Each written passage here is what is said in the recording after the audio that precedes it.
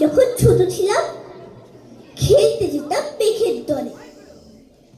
একদিন এক মেঘবালিকা প্রশ্ন করলো কৌতূহলে, এই ছেলেটা নাম কি রে তোর?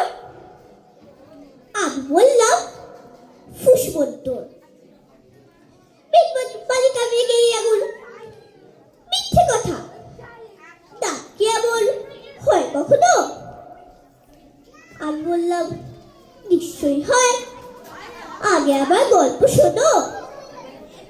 সে বলল শুনবো না, যা, সেই তো রানী, সেই তো রাজা, সেই তো একই ঢাল তলোয়ার, সেই তো একই রাজা কুমার পক্ষী বাজে, শুনবো না, ওসব বাজে। আমি বললাম তোমার জন্য নতুন করে লিখবো তবে। সে বলল সত্যি লিখবি?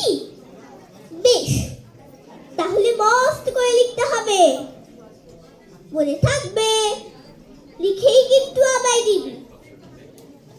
আমি বললাম তোমার জন্য লিখতে পারি এক পৃথিবী। লিখতে লিখতে লেখা যখন সর্বোচ্চ 2 পাতা, হঠাৎ তখন ভূত চাপলো আমার মাথায়। খুঁজতে খুঁজতে চলে গেলাম ছোটবেলার মেঘের মাঠে। দেখি চেনা মুক্ত একটিও নেই তল্লাতে।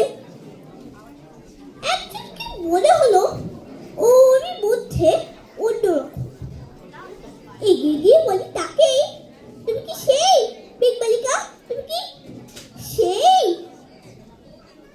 সে বলেছে মুক্ত নেই, আমারও সব মুক্ত নেই। আমি বললাম তুমি আমায় লেখার কথা বলেছিলে। সে বলল সঙ্গে আছে, ফাঁসিয়ে দাও গায়ে ছিলে। আর হ্যাঁ শোনো, এখন আমি মেঘ নই আর, সবাই এখন বৃষ্টি বলে ডাকে আমায়।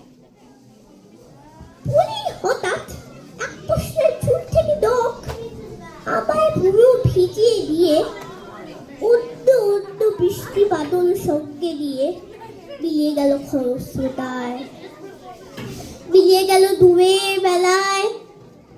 দুয়ে দুয়ে বৃষ্টি বলে ডাকে আমায়, বৃষ্টি বলে ডাকে আমায়, আপন বলে বলতে বলতে